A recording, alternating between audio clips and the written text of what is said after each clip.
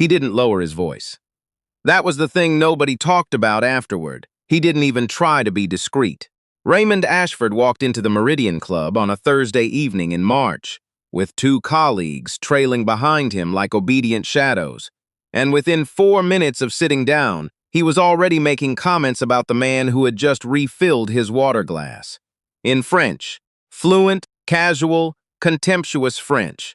The kind you learn not in a classroom but in a certain kind of household. The kind where you're taught early that certain languages are private currencies, spent only among those who can afford them. What Raymond said, translated cleanly.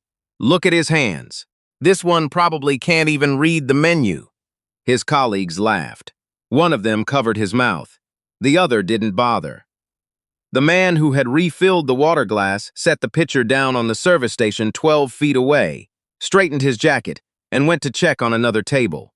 His name was Joel Whitmore. He was 34 years old.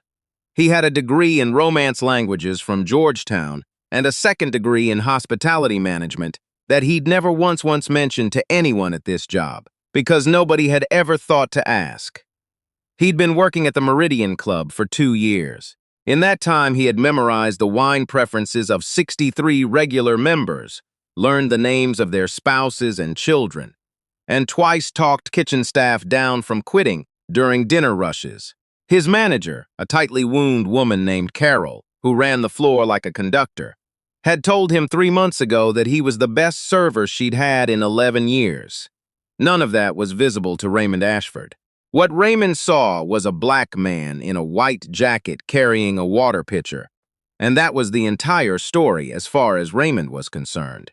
Raymond was the kind of man who had been told his whole life that he was exceptional, and enough people had confirmed this, often enough that he'd stopped questioning it. He ran a private equity firm out of a glass building in Midtown.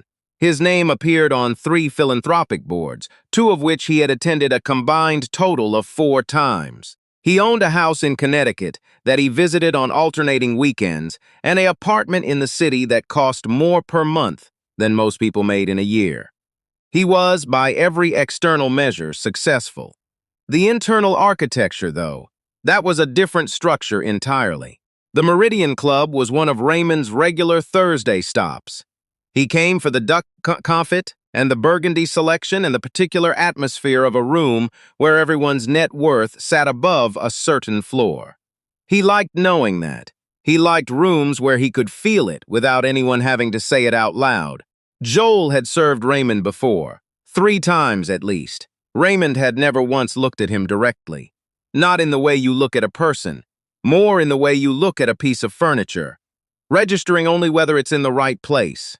That Thursday, Raymond was there with 2 men from a firm he was considering acquiring. Their names were Douglas and Philip, both from money, both from out of town, both performing the assess quiet confidence that Raymond performed, each of them watching the others to calibrate the performance. It was a dinner less about food than about dominance, about who could seem most at ease in an expensive room. Joel appeared at their table at 7:14. He introduced the evening specials in clean, unhurried English. He described the preparation of the lamb without reading from a card. He made a recommendation about the Côte de Nuit that was, objectively, the correct recommendation for what Douglas had ordered. Raymond barely acknowledged him. When Joel stepped away to give them a moment with the menus, Raymond leaned toward Douglas and said in French, "You notice how he holds the menu when he describes it? Like he's reading from it. They train them to look like they know things." Douglas smiled behind his water glass. Philip looked at the table. Joel, 12 feet away at the service station, heard every word. He did not react. He had learned, through a specific kind of discipline that you develop when you understand exactly what you're worth and exactly what other people think you're worth, that reaction is a currency best spent carefully. He straightened 2 forks on the service tray. He checked the temperature on the breadbasket. He breathed once, evenly, through his nose. Then he walked back to the table. "Have we had a chance to decide?" he asked. His voice was exactly what it always was, warm, precise, unhurried.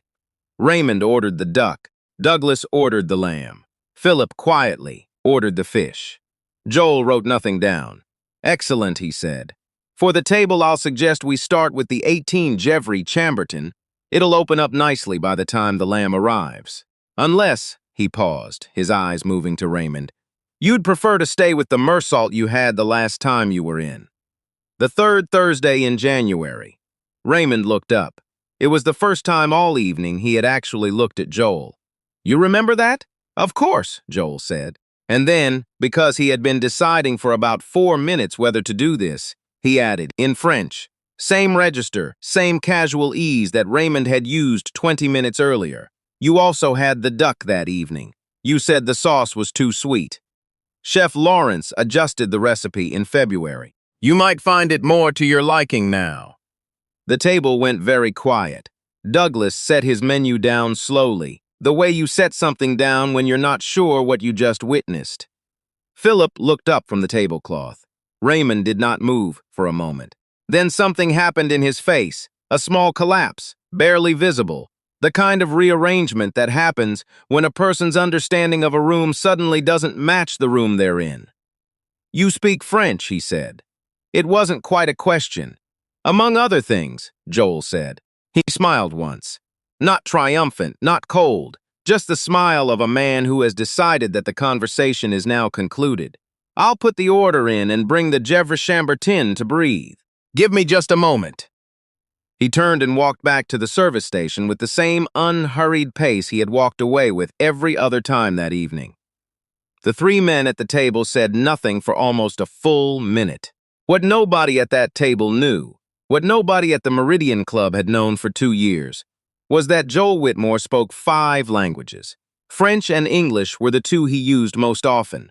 Spanish he had picked up during 2 years working in Barcelona after college.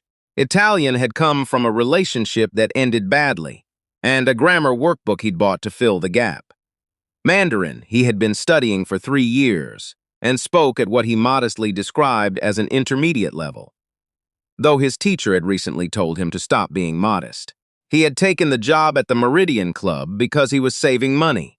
He had a plan, a specific, detailed plan that he kept in a notebook in the drawer of his nightstand, and that plan involved a restaurant of his own in 3 to 5 years, depending on how the numbers moved. The kind of restaurant where the servers knew things, where the food was serious, where nobody had to perform being at ease in the room because the room was built to make everyone at ease. He had not told his manager Carol about the plan. He had not told his coworkers. He came in, he worked the floor with the kind of attention that most people reserve for things they care about deeply, and then he went home. This was not passivity. This was patience. There is a difference, though it requires a certain kind of person to see it. Raymond Ashford, it turned out, was not finished. This was something Joel had not anticipated, though perhaps he should have. Men like Raymond rarely accept a room that has rearranged itself without them. When Joel returned with the wine, Raymond had recovered his composure. He was leaning back in his chair with the specific ease of someone who has decided to pretend the last 10 minutes did not occur. Joel poured. Raymond swirled, approved with a nod.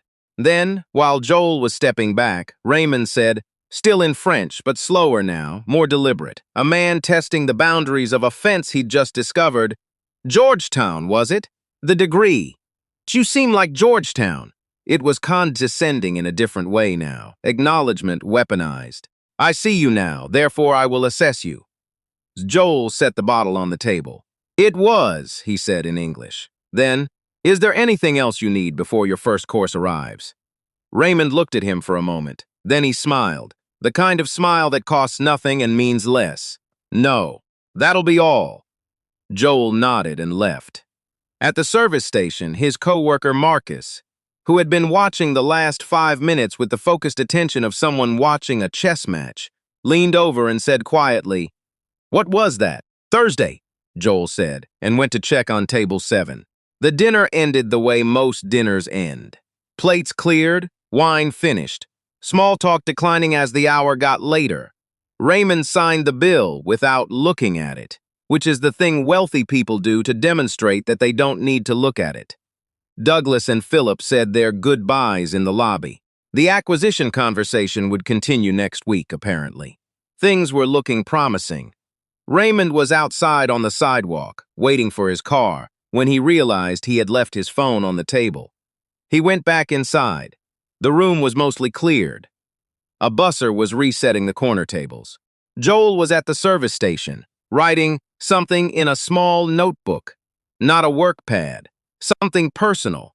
Something with the careful attention of a person who takes their notes seriously. Raymond crossed the room and retrieved his phone from the seat cushion.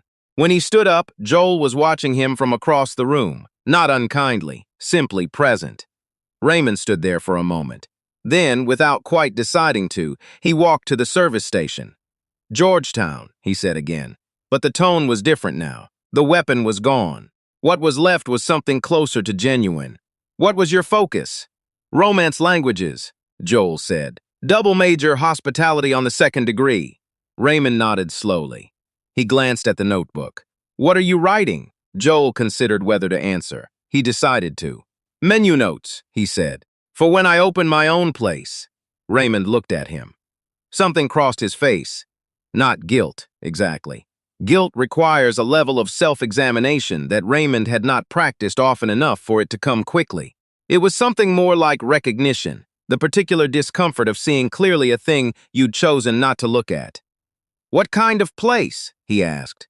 "The kind where the servers know what they're serving," Joel said. Raymond laughed once, short and involuntary, the kind of laugh that escapes before a person can decide whether it's appropriate. "Fair enough," he said. He put his phone in his pocket. He stood there one more moment in the way that people sometimes stand when they want to say something and don't know what it should be. Then he said, "The sauce was better tonight. You were right to mention it."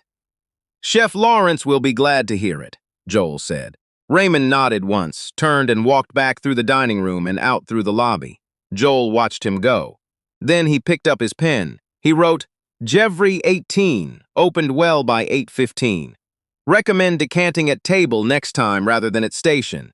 Note for future, trust the bottle." He closed the notebook. He tucked it into the breast pocket of his jacket. He finished the closing checklist with Carol, who told him, as she told him most Thursdays, that the floor had been run perfectly. "You make it look easy," she said, not for the first time. "It isn't," Joel said, not for the first time. He turned off the last light at the service station. He put on his coat. He walked out through the back, past the kitchen, where the last of the line cooks were cleaning down the stations, past the alley where the delivery trucks came in the early mornings, and out onto the street. It was cold. March in this city was still deciding what season it wanted to be. Joel walked to the subway, the same way he always walked, notebook in his breast pocket, hands in his coat.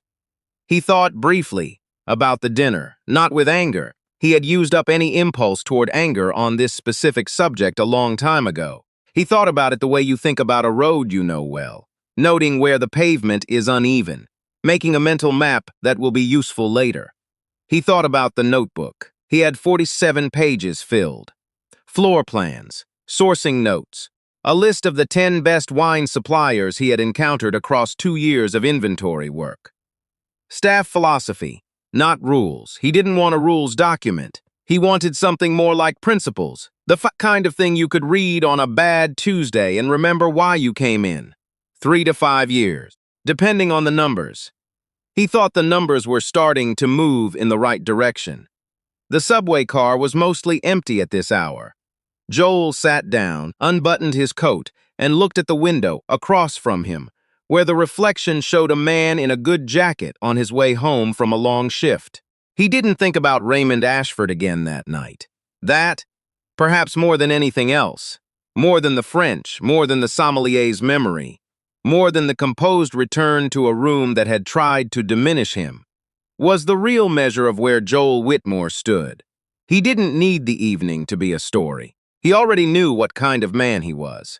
The train moved through the dark, and Joel sat quietly, and somewhere in the breast pocket of his coat, 47 pages waited. The restaurant didn't have a name yet, but it would.